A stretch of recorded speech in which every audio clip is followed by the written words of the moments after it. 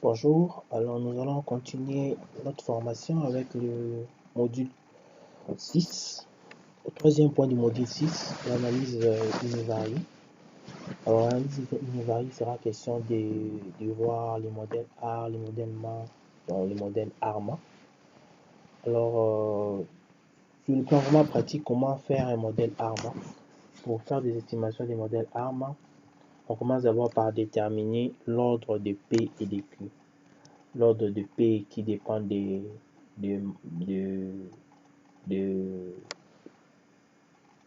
l'ordre de P et de Q. Alors l'ordre de P et de Q dépend de AC et puis de PAC. Donc à partir du corrélogramme, on aura à trouver l'autocorrélation simple et puis l'autocorrélation, les parties de l'autocorrélation, ce qui va nous donner, déterminer l'ordre de P et de Q. Donc là vous mettez AC, on va exécuter AC, la courbe AC pour avoir l'allure, la tendance de notre série. On voit avec AC, ça nous donne le Q. Donc là, vous avez, donc ça détermine l'ordre de Q et c'est relatif au MA, Moving Average, au processus MA. Alors là, vous voyez, vous regardez très bien que les nombres des lags qui sortent de l'intervalle, l'intervalle est là, c'est l'intervalle. Les nombres des lags qui sortent de l'intervalle, il y en a deux. 1, 2 ici. Donc Q est égal à 2. Donc là, on mettra Q égale 2. Et pour avoir P, on va faire les partielles autocorrélations, ce qui va nous donner l'ordre de P. Alors on va exécuter pour avoir l'ordre de P. On voit ici l'ordre de P aussi, ça nous donne 2. Il y a des lags qui sortent de l'intervalle. Donc on regarde ici, dès qu'il y a des lags qui suivent, qui ne sont pas dans l'intervalle, on se limite là. Donc on ne va pas compter les deux ici. Donc on compte les premières lags qui sortent de l'intervalle de confiance. Alors donc on a P égale Q, on a Q égale 2, P égale 2, Q égale 2. Alors à partir d'ici, quand on a déterminé l'ordre, on peut maintenant faire des estimations possibles. Donc du fait que P égale Q et P égale 2 et Q égale 2 aussi, on a plusieurs combinaisons possibles. Donc on peut avoir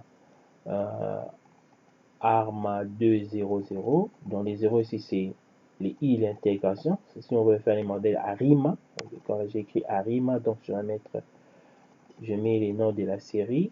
Comme option, je mets ARIMA et entre parenthèses l'ordre de P, l'ordre de I, si on voulait intégrer, et puis l'ordre de qui. Alors là, si on met P égale 2 et puis Q égale 0, et estimer stat, c'est pour que je puisse avoir des estimations comme on l'a fait avec la régression, les estimations de la régression, et puis on peut stocker ça. Je vais demander à stat de mémoriser ces estimations ici. Estimer store, c'est pour qu'il mémorise ces estimations.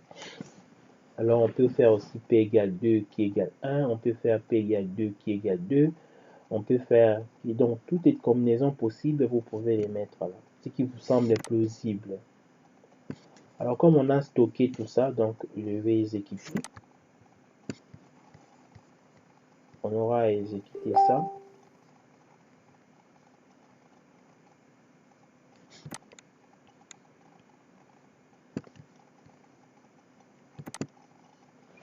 On peut exécuter aussi modèle par modèle, ça revient au même. Donc pour gagner du temps, je fais tout au même moment. Lorsque les modèles là, comme on va voir comment c'est que ça va nous donner. Mais ce qui va nous importer, c'est l'estimé state ici. Donc ici, je vais reprendre, vous allez voir les critères des décisions qui vont nous permettre de prendre la décision pour retenir les modèles optimaux. Donc là, on aura les critères des IC et les critères des BIC. C'est en fonction de ça. Il y a plusieurs critères qui peuvent apparaître aussi. Et nous allons baser notre décision sur les critères des IC ou bien des BIC, comme vous avez vu au cours. Alors là, vous avez les différentes estimations possibles. Ça, vous avez les différents modèles d'ARMA qu'on vient d'estimer là. Ce qui nous importe à ce niveau, c'est de pouvoir avoir les critères de décision dans la les équipes. Voilà, on a ça. Alors, nous avons AIC et BIC. On va regarder, ça ce sont les différents modèles qu'on a estimés. Ok, nous allons regarder les critères qui nous donnent les minimums. La valeur minimale, c'est ces critères-là, ces modèles-là qu'on doit retenir. Vous avez 22, 75, 73, 72, 80. Donc on a 22, 72 ici. Selon AIC, nous avons les modèles ARMA 2.2. Je pense qu'on a bien fait les choix, oui. C'est ça. Selon BIC, les deux critères ne donnent pas toujours, ne peuvent pas donner, bon, ça peut ou ne pas donner conduire à la même décision. Donc on peut arriver à des décisions différentes, ça arrive. Alors ici, les modèles, les minimums, c'est 23, 22, 22, 22, 70, 22, 92. On a 22, 80, voilà, 22, 90, 18.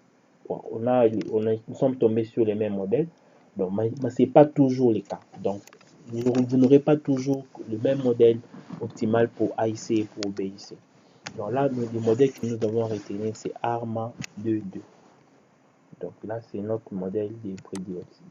Le modèle optimal, c'est ARMA 2.2. C'est qu'on peut réestimer ça pour voir les résultats, comment ça va donner. Alors, une fois que vous avez votre modèle, vous avez estimé votre modèle, alors là, vous voyez, c'est ça le modèle ARMA 2.2. Donc, on a AR2, on a un MA2, ce qui a donné ARMA 2.2. C'est ça, notre modèle. Alors là,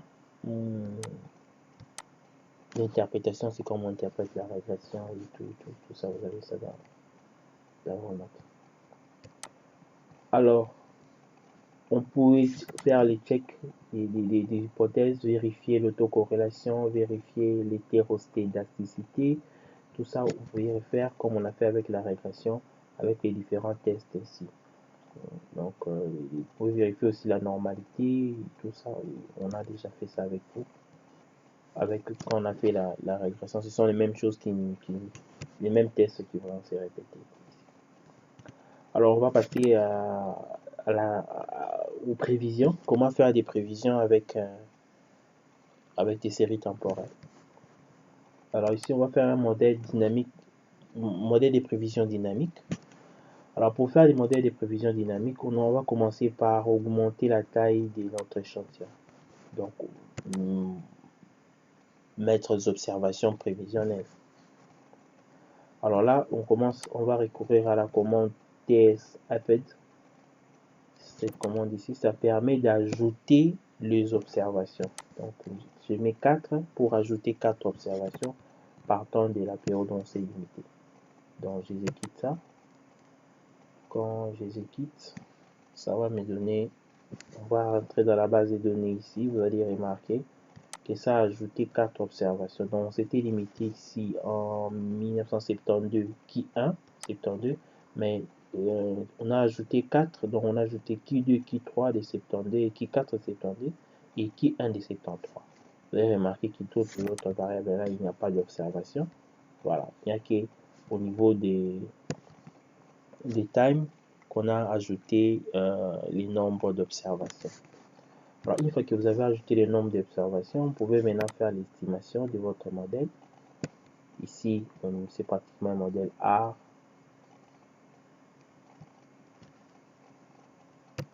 Voilà, nous faisons l'estimation de notre modèle.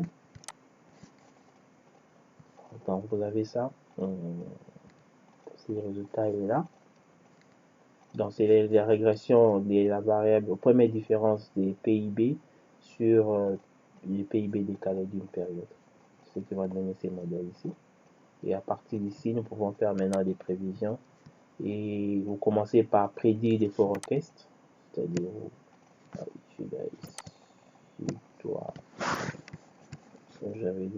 j'ai une variable prédite, là je dois supprimer la variable forecast.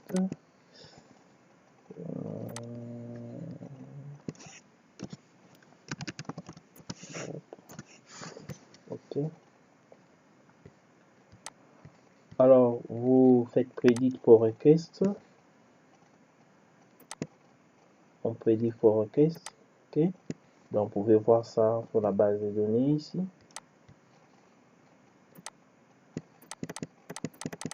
Vous avez la variable forecast qui est là. Ici, vous avez, quand vous avez fait OK, ça a donné la prévision qui est pour une observation. Rien que pour la première, le deuxième trimestre de 1970. C'est donc juste pour une période.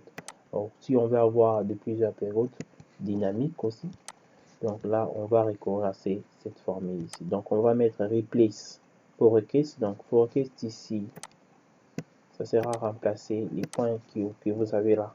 Les vides qui sont là seront remplacés par les différentes prévisions. On peut commencer même par le qui de ici, remplacer ça par la nouvelle prévision dynamique. Donc, prévision dynamique, c'est-à-dire nous établissions, nous élaborons des prévisions partant de la dernière observation. Donc, on va remplacer forecast ici, forecast. On prend sous barre B crochet, c'est pas parenthèse, il faut bien voir, c'est crochet, sous barre const, c'est pour dire que ça c'est le coefficient de la constante, ok, plus forecast, sous barre n-1, n-1 c'est l'observation qui vient là, ok. Dans cette observation, on multiplie ça par les coefficients des PIB décalés d'une période. Donc, sous barre B, L2 PIB. If time 4 égale TQ 1972 Q2. Donc ici, on va remplacer en fonction de cette observation-ci. Time 4 est là, égale Q2. Voilà, donc là, on met replace. Je peux mettre tout, mettre même au même moment. J'exécute tout au même moment pour avoir les résultats directement. Voilà. Donc quand j'exécute ça, j'ai des prévisions pour les 4 trimestres qu'on a sélectionné là.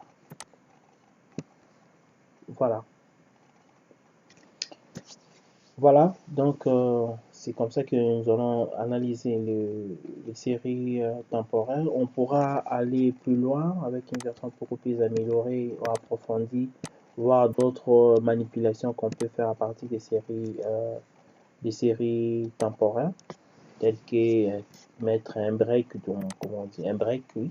Vous pouvez mettre un break, vous pouvez séquencer votre série temporelle en plusieurs périodes et puis faire des analyses pour tirer des conclusions. Merci pour votre attention. Si vous avez des réactions, n'hésitez pas à mettre des commentaires sur la plateforme ou des questions à poser, comme ça nous pouvons répondre à vos questions.